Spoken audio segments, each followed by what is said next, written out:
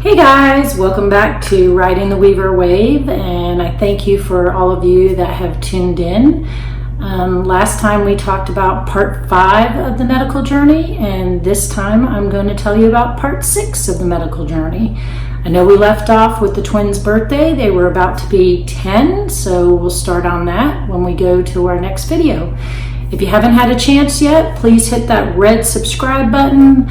Make sure that you hit that thumbs up if you like the video. If you have any comments or anything you want to know, please always feel free to ask me. We have no secrets when it comes to everything that I'm videoing about. And as always, if you know how to do that little bell notification, that'll let you know when I'm launching my new video.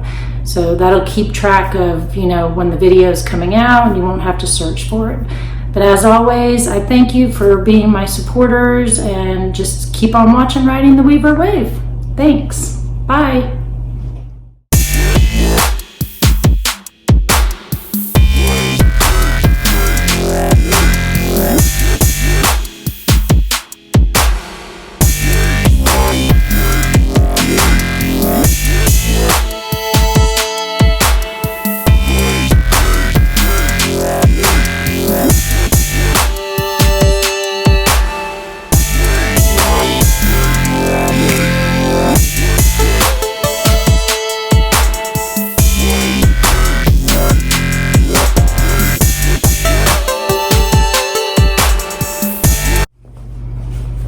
Alright guys, so I'm back again, Riding the Weaver Wave. Thanks for tuning in. We left off last time with part 5 of Riding the Weaver Wave, and the twins were about to be 10. But first, we have my granddaughter Chloe, her 2nd birthday. And we're going to be celebrating that, and I'll show you a picture of my adorable granddaughter. And then of course we have the Weavers twins' 10th birthday, and I'll show you a picture of Jacob. He decided to do paintball, boy thing, so he was all excited about that. And then Caitlin did a fashion show, so I'll show you a picture of that as well. And all the girls that came out to help with that, we were so appreciative of all their help, and she had a great time. Even though she wasn't feeling great, as always, she still kept a smile, and we had a great time for both of their birthday parties. So, moving right along, we are going to talk about the Remicade. Caitlin is up to getting Remicade, the maximum amount of dosing for her age and her weight, and we're now doing it every 3 weeks because we just can't get on top of this feet pain. The swelling around the tendons and the joints is just causing all kinds of problems. So we're going to hopefully look at maybe changing the medication. I'm not really sure.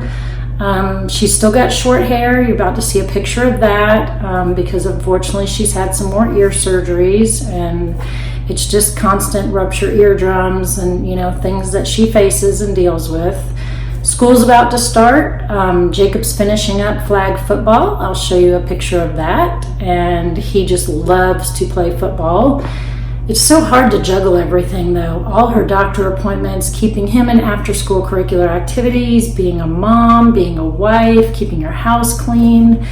I give a shout out to all the moms out there that have a kid with any type of a medical illness. It's hard, it really is. So don't beat yourself up if things don't get done. I've learned if the house is dirty or the dishes don't get done or you can't get the laundry done, there's more important things. Sun's going to come up tomorrow and you're still going to have dirty laundry and you're still going to have dishes in the sink, but you'll get to them eventually.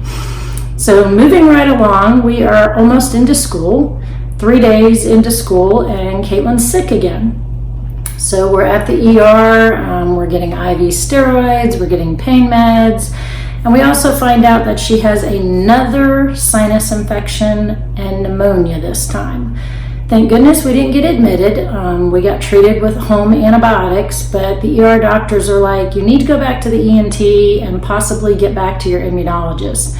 Now, we haven't seen our immunologist in almost 4 years, but they had suggested again the same thing that the NIH had suggested a while back, that she may need to go on IVIG. Her immune system just does not seem to be able to fight off illnesses. She picks up everything upper respiratory. So we'll move right along, and of course we're still not loving our arthritis. We now have arthritis in our wrists, and we have arthritis in our knees, and we have arthritis in our feet, and occasionally we get it in our hips. And this is kind of how I feel about arthritis, and I think Caitlin does too. It's kind of like, bleh. It's nothing fun. I mean, kids should not have to suffer with this type of disease. I can't tell you any more about it. Other than that, let me tell you, just kind of give you a breakdown. I know someone had mentioned this to me. They didn't actually comment on it, but they had asked me. Caitlin was diagnosed first at 5.5 with von Willebrand, type 1. Then we got diagnosed at 7.5 with spondyloarthropy, arthritis, and undifferentiated juvenile idiopathic arthritis, which is just a long word for we really don't know what type of arthritis it is, but we can see it in the MRI and we can visibly see it on her body. At 8, she got diagnosed with a factor V Leiden deficiency. Then we got diagnosed with a vascular collagen disorder.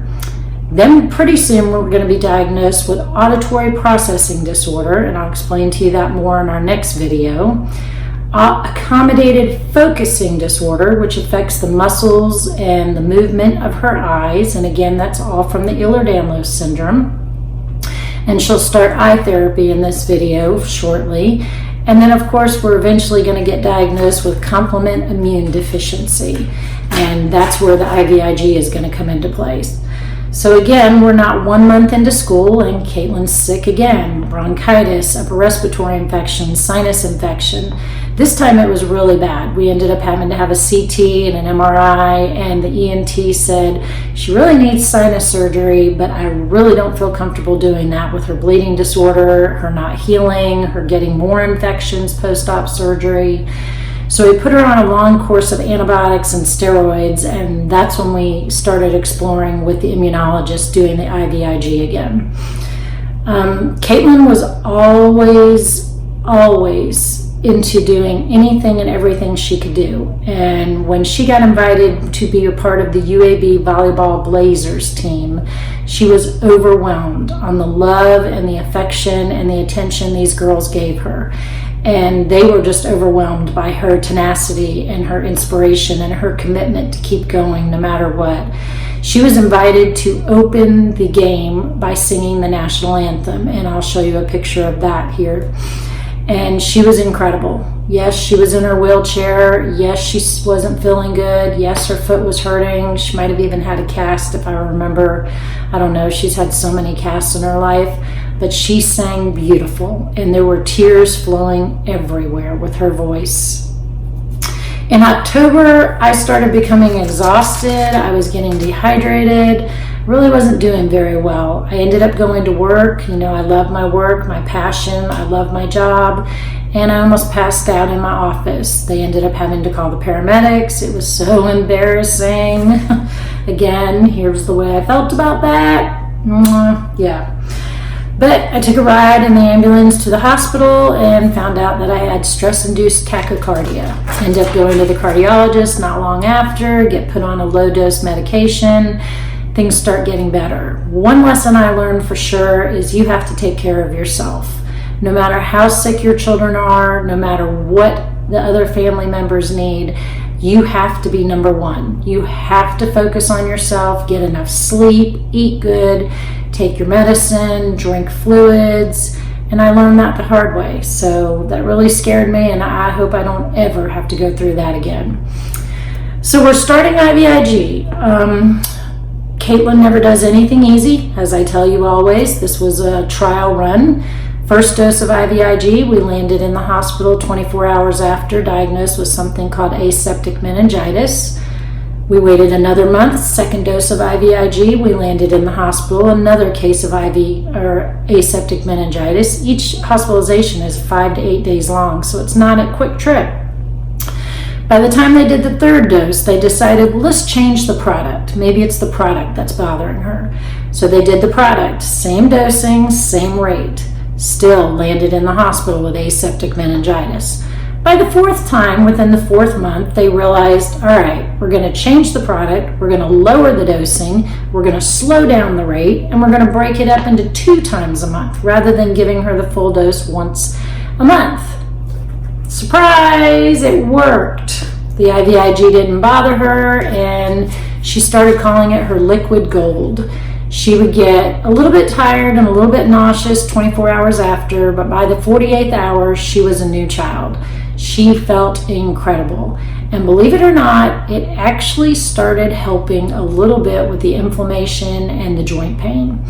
I know that doesn't make sense, but I know they're doing a lot of research into what IVIG can do, and I'm just telling you as a parent and what we saw, it was an incredible, incredible difference.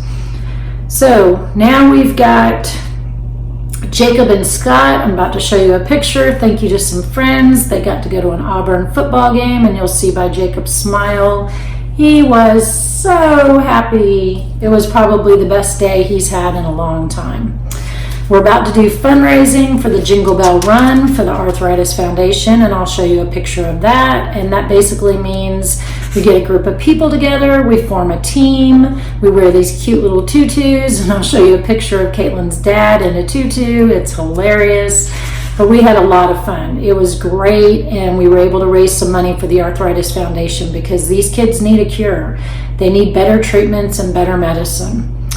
Jacob gets Bear. Bear is his puppy, and I'll show you a picture of Bear. I don't know why he named him Bear. He looks like a little miniature cow, but he is adorable. He is Chihuahua, half Jack Russell Terrier, and it is the light of Jacob's life. Couldn't have been a better decision. Am I crazy? Yeah, I probably am.